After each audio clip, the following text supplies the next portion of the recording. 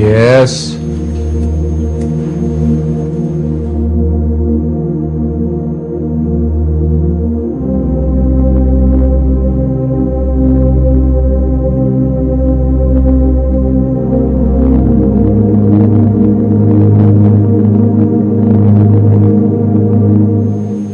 कैसे हो? आपके हस्बैंड नहीं आए? कौन? तुम्हारे डैडी? इस वक्त तो नशे में धुत पड़े थे, इसलिए मैं चली आई। तुम बताओ, तुम्हारी तबीयत कैसी है? ज्यादा चोटें तो नहीं आई? अब बेहतर है। कौन है आप? ये मिसेस आजर असफहानी है मम्मी। वो मैं यहाँ से गुजर रही थी। झूठ मत बोलो, अभी और इसी वक्त निकल जाओ यहाँ से। आउट। मम्मी, इन्हें मैंने बुलाया है। सुना नहीं मैंने क्या कहा? इसी वक्त यहाँ से बाहर चली जाओ, वरना मुझे गार्ड्स को बुलाना पड़ेगा। चलो। Mummy,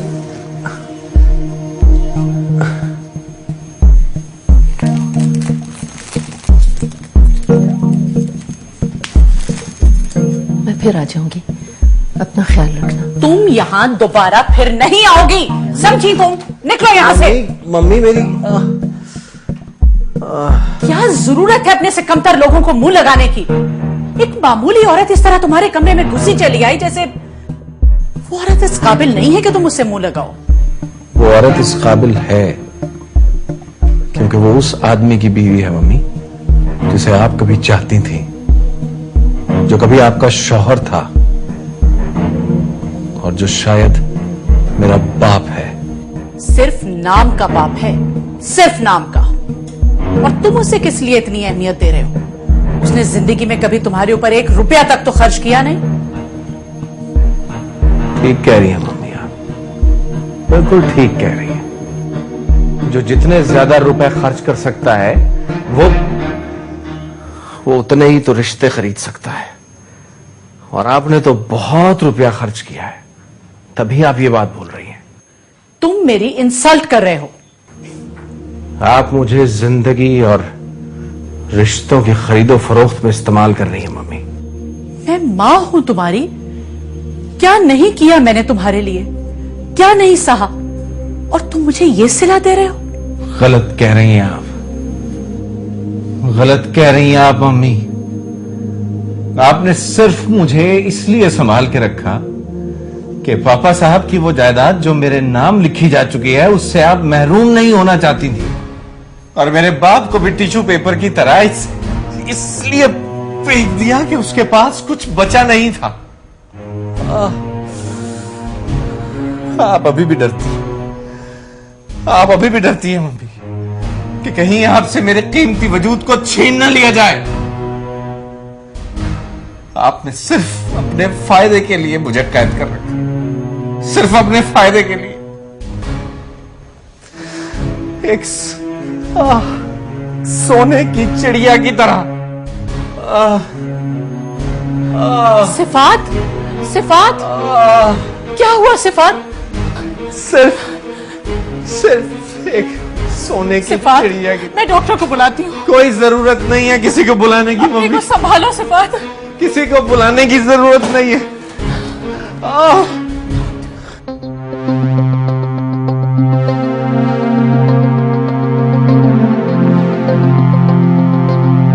guards! Guards! Yes sir. सब अलर्ट हो जाओ, खतरा है। एनएक्सी को चारों तरफ से घेर लो। जैसे ही मैं एनएक्सी में सवाल दूं, फौरन मेरे पीछे चले आना। Okay sir. चलो मेरे पीछे।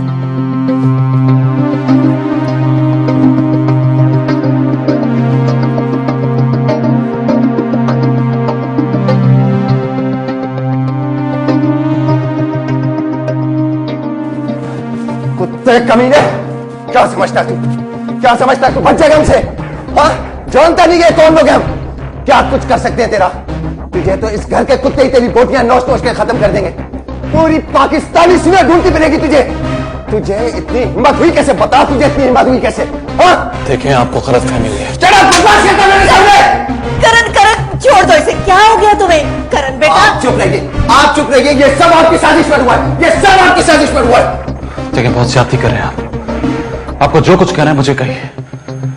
इन्होंने ना तो कुछ किया है और ना ही ये कुछ जानती है। जहां खड़े हो वहीं खड़े रहो, हिलना भी मत, वरना गोलियों से तुम्हें भूल डालूंगा। करण करण ऐसा मत करो करण। करण बेटा मैं इसको भेज दूंगी, मैं पाकिस्तान भेज दूंगी, इसे आज ही भेज दूंगी, चला जाएगा ये करण। मुझे आपके बातों की जरूरत नहीं है, मैं अगर आपकी जान बख्श दूं तो भी बहुत है, वरना दिल चाहता है कि इस पर गोली चलाने से पहले आप पे चला दूं, इसको सजा देने से पहले आपको सजा दूं मैं। करण मधु जी पर ना तो मैं हाथ उठाने की आज्ञा दे सकता हूं और ना ही गोली चलाने की। ये देशद्रोही है ग्रैंडपा। देशद्रोही सही, मेरी खूनी ही सही, तुम हाथ नीचे रखो। आप इन लोगों को माफ कर सकते हैं ग्रैंडपा, मैं नहीं। इन्होंने निर्मलता को संभाल किया है, इन्होंने उसके बोलपन का फायदा लिया है, हमारे खिलाफ, हमारे देश के खिलाफ प्रेम का झूठा नाटक रचाकर अपने चक्कर में फंसाया है ताकि हम इनका कुछ ना बिगाड़ सकें। मैं इन लोगों को नहीं छोड़ूंगा ग्रैंडपा, मैं नहीं छोड़ूंगा इन लोगों को। क्या हो गया करण तुम्हें? ये काम तुम्हारे करने का नहीं है, ये पुलिस के करने का है, वो खुद इन्हें देख लेंगे। मैं एक मर्तबा फिर तुम सबसे कह रहा हूं, मधु जी के मामले में मैं किसी को भी कुछ भी बोलने की इजाजत नहीं दे सकता। अगर वो दोषी हैं भी तो इस मामले को मैं खुद ही देख लूंगा।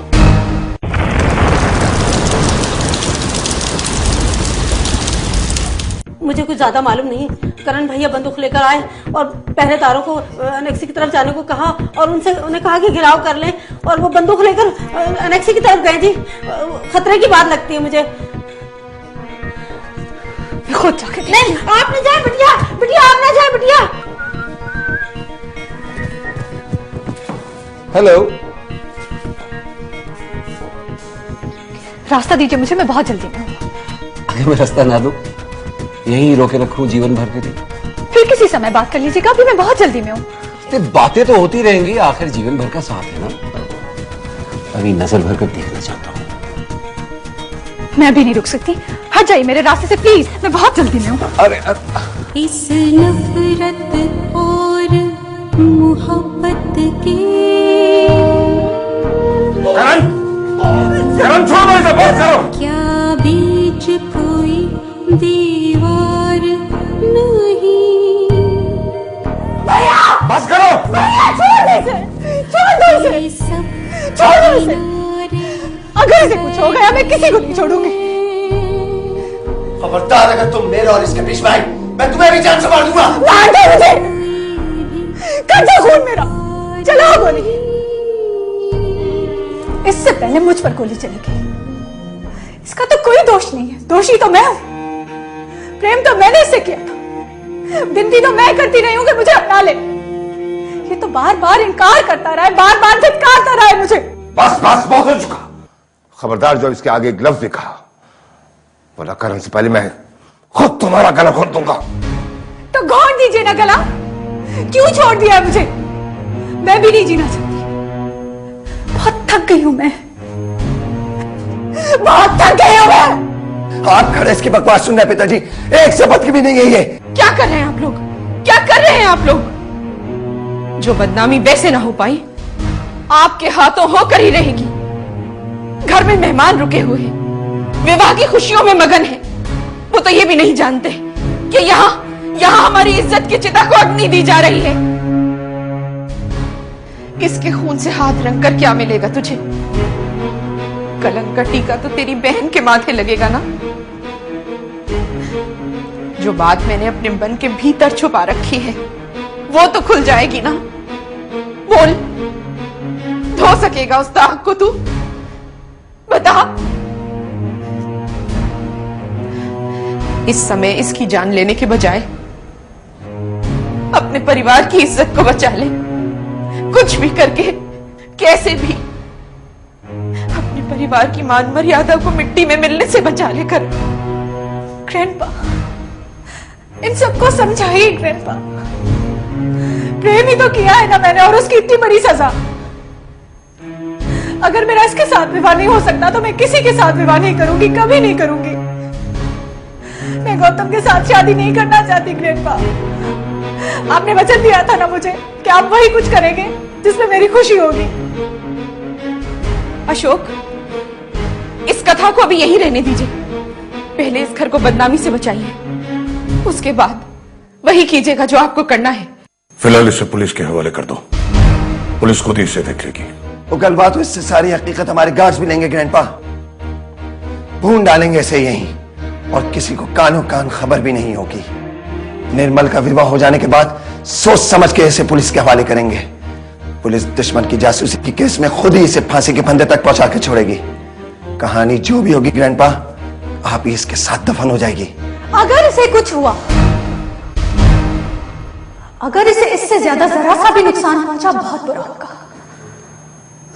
मैं ये सब कुछ चेतावनी दे रही हूं।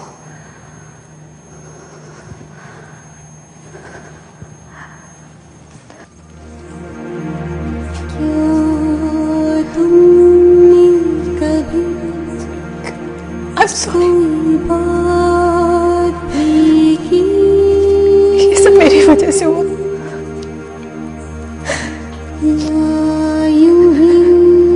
मुझे क्षमा कर देना, मुझे क्षमा कर देना। की है मोहब्बत जी भर की।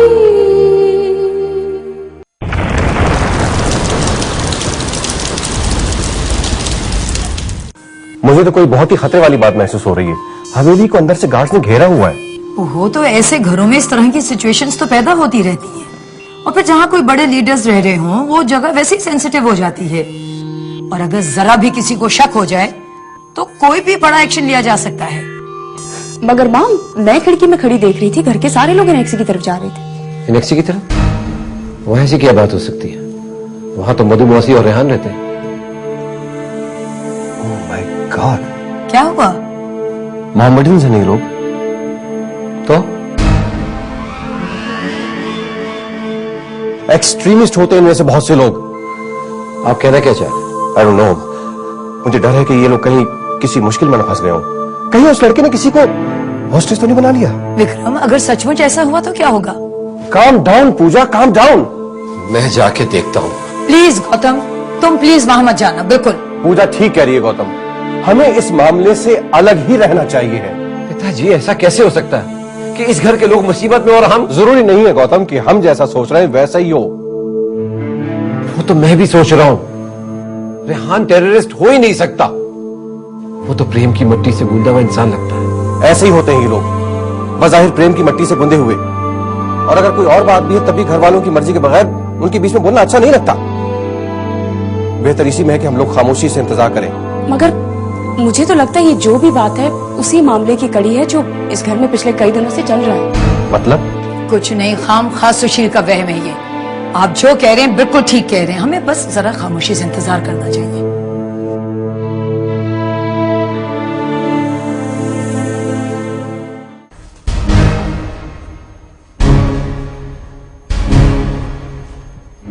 अगर इसे कुछ हुआ तो मैं गौतम और उसके परिवार के आगे सब कुछ कह दूंगी।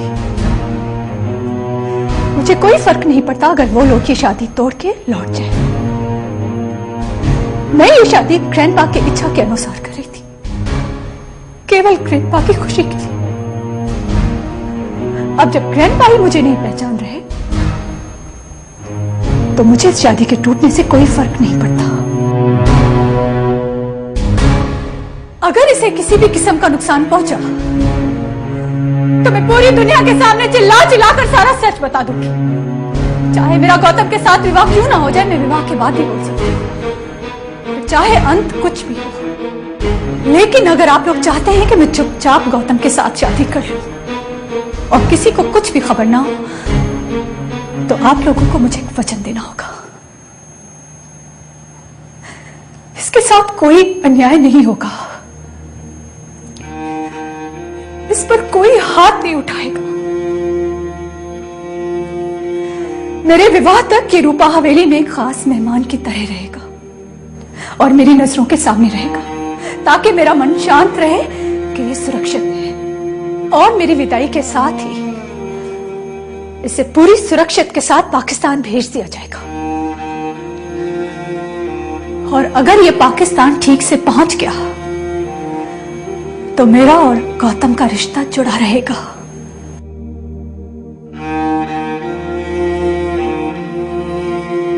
और अगर ये ठीक से अपने देश नहीं पहुंच पाया तो उसी पल मेरा और गौतम का रिश्ता टूट जाएगा।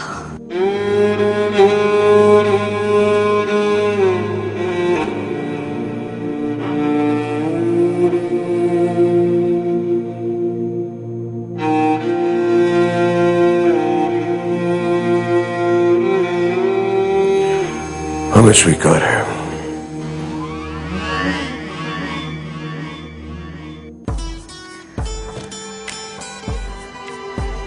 बहुत बहुत धन्यवाद ग्रैंडपा, बहुत बहुत धन्यवाद।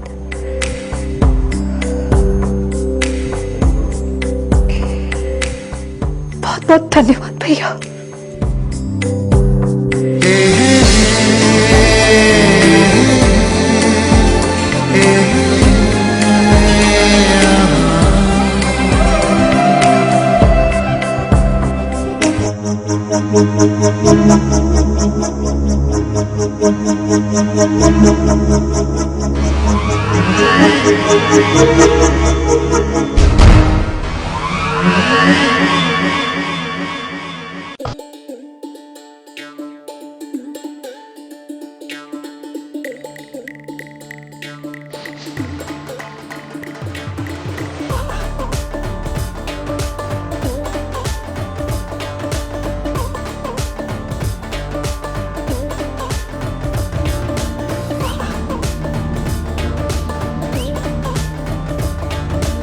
सब ठीक तो है ना शोभा?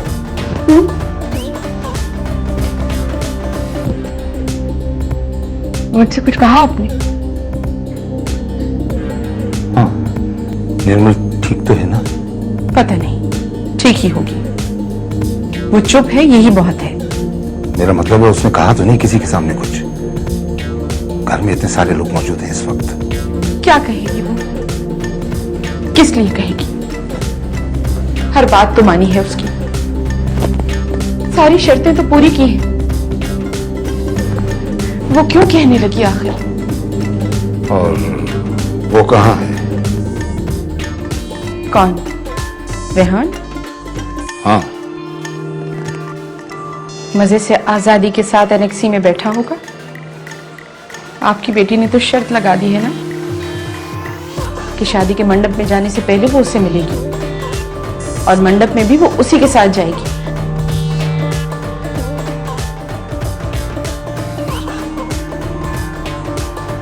अच्छा, मैं नीचे चलता हूँ, तो मैं नीचे आ जाना और मेहमान आना शुरू हो जाएंगे। आपने कुछ कहा नहीं?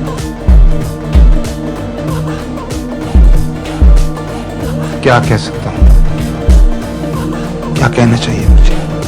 इसका मतलब है ममता की बात मान लेनी चाहिए।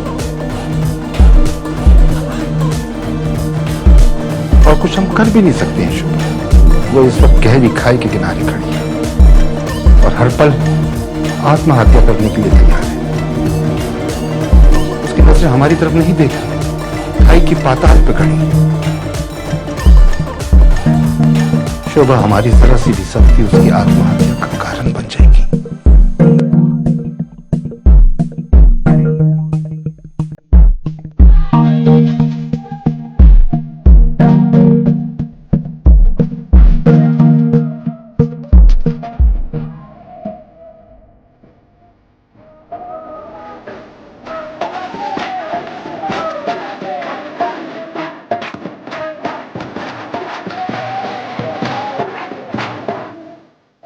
अरे अरे अरे, तुम अभी तक तैयार नहीं हुए?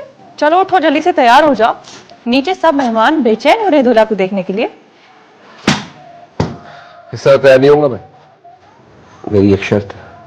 अब क्या शर्त है भाई? अरे अरे अरे, आप तो लड़ने लगे, मैंने इतनी भी शर्तें नहीं लगाई है कि आप झुंझलाने लगे।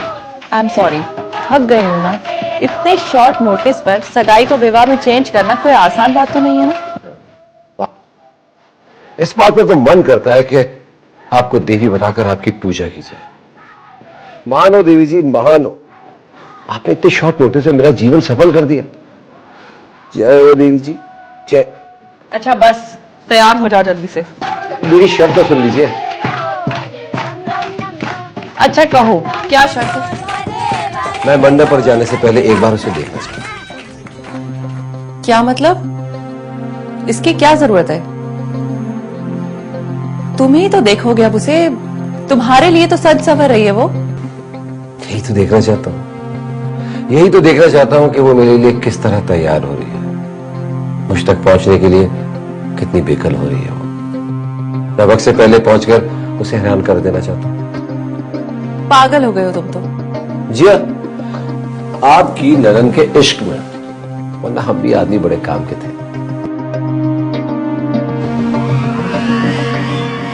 मैंने कहा था ना आपसे, जब तक वो मेरे सामने नहीं आएगा मैं तैयार नहीं होगी।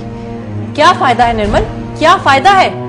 माना कि तुम्हें प्रेम है उससे, माना कि तुम्हारा मन अब तक उलझा हुआ है उसमें, मगर इसका हरगिज ये मतलब नहीं कि तुम दुल्हन किसी और की बनो और देखो किसी और को। उसकी सुरक्षा के लिए तुम्हारी सब शर्तें मान ली गई।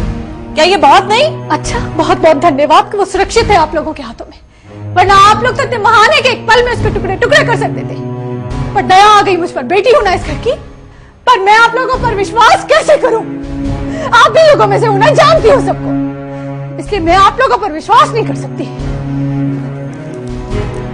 जब तक वो मेरी नजरों के सामने बार बार नहीं आता रहेगा, मैं विश्वास नहीं कर सकती कि आप लोगों ने उसे जिंदा छोड़ा भी है या नहीं। और जब तक वो मेरी नजरों के सामने पूरी सुरक्षा के साथ पाकिस्तान नहीं चला जाएगा, उसे बार बार मेरे सामने आना पड़ेगा। उसे ले आइए मेरे सामने, मेरा मन शांत हो जाएगा और मैं आराम से तैयार हो सकूंगी। किन ख्यालों में गुम है देवी जी? अभी तक मुझ गरीब पर आपको दया नहीं आई। अच्छा बस अब ज्यादा बातें मत बनाओ और जल्दी से तैयार होकर नीचे आ जाओ। जरा भी वक्त नहीं मेरे पास, और न जाने क्या क्या कुछ करना है मुझे भाई। कोई बात नहीं देवी जी, कोई बात नहीं। मैंने राजकुमारी का कमरा देख लिया है, मैं खुद ही पहुंच जाऊंगा।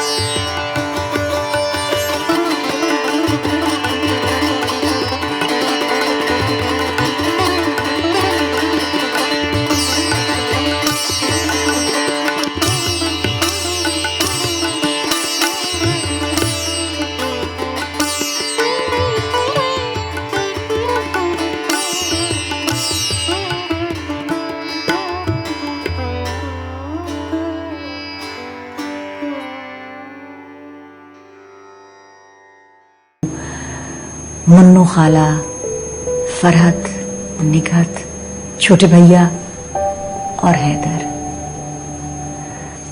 तुम्हारे आने के बाद से मेरी हर रात उन सबसे बातें करते हुए गुजरने लगी थी। एक बार फिर उन सबसे हंसते हुए, बातें करते हुए।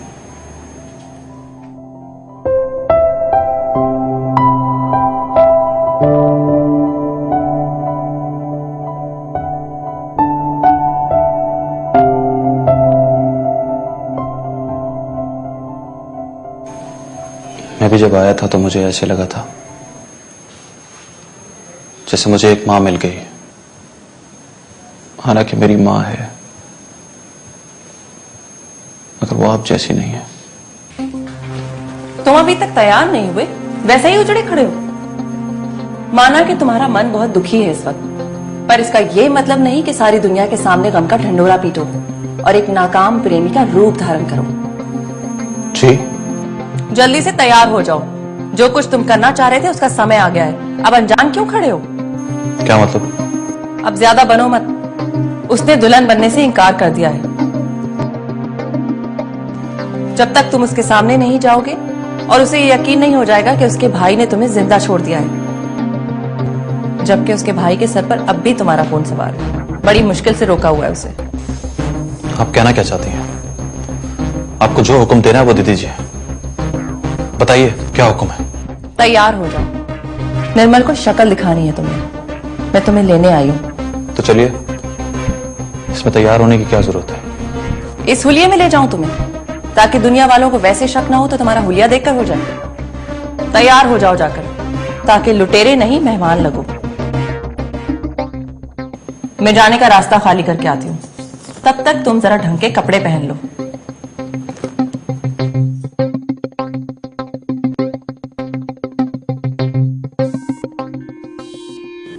बड़ा दुख दिया है तेरी पोती ने केसर, बड़ा दुख दिया है।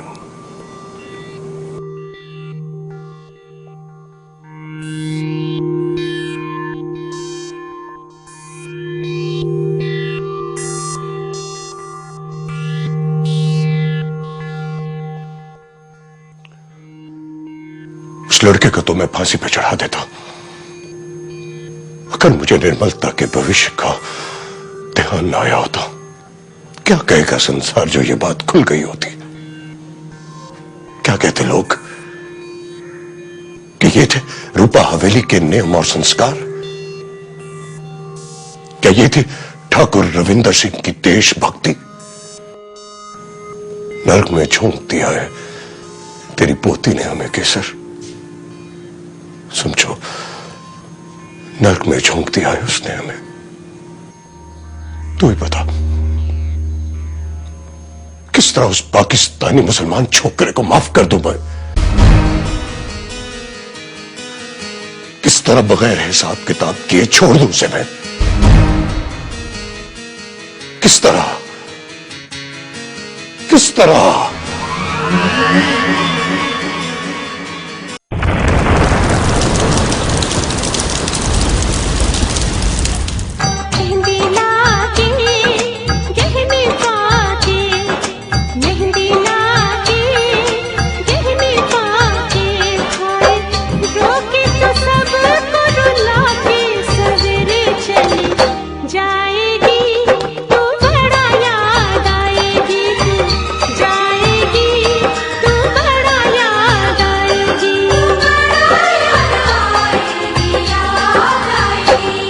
ढोल बाजे ढोल बाजे ढोल बाजे ढोल।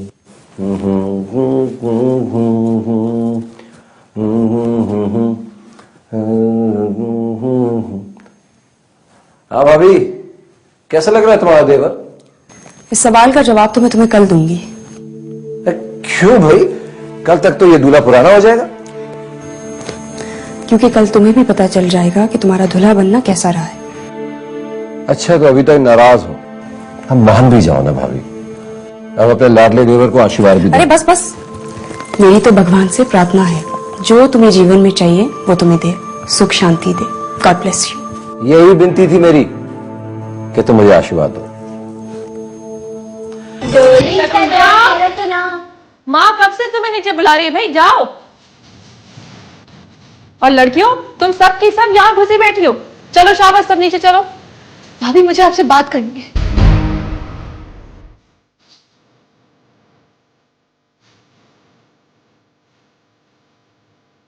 चलो भाई, सबकी सब। तुम लोग नहीं जाओगे तो दूल्हा कैसे आएगा? वो बेचारा कब से तैयार बैठा है। चलो भाई, आ जाओ। चलो चलो चलो, तुम भी उठो। बाकी के गहने से मैं खुद ही पहना दूंगी। ऐसा ना हो ये तुम्हारा हिस्सा बटोर लें। चलो शाबाश। जी नहीं, हमारा हिस्सा कोई नहीं बटोर सकता। अच्छा निर्मल, दूल्हे राजा के लिए कोई संदेशा हो तो दे दो, हम पहुंचा देंगे। कोई संदेशा नहीं है, बाकी की बातें अब ये दोनों खुद ही तय कर लेंगे। तुम जाओ और अपना हिस्सा बटोर लो। आज निर्मलता के दूल्हा की जेबें भरी पड़ी हैं। भाभी, जब तक आप लोग अपना वचन पूरा नहीं करेंगे, मैं शादी के मंडप में नहीं जाऊंगी। जानती हूँ, तभी तो इन लोगों को बाहर भेज दिया है मैंने। रिहान कहाँ है?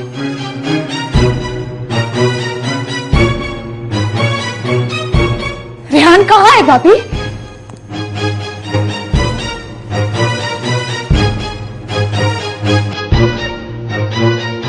पिताजी, सारे मेहमान आ गए हैं और आपका इंतजार कर रहे हैं।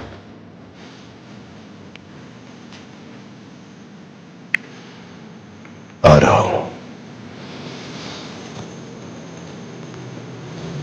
आपकी तबीयत तो ठीक है पिताजी?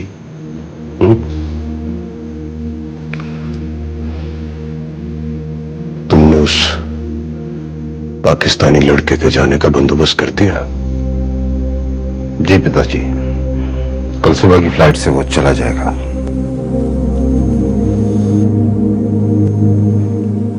मैं अब भी वही बात कहूंगा पिताजी, निर्मल विदा होकर होटल जा रही है। इस बीच हम उसे पुलिस के हवाले कर देते हैं। मंजर से ऐसा गायब होगा कि किसी को पता भी नहीं चलेगा। ठहरो, मुझे सोचने दो।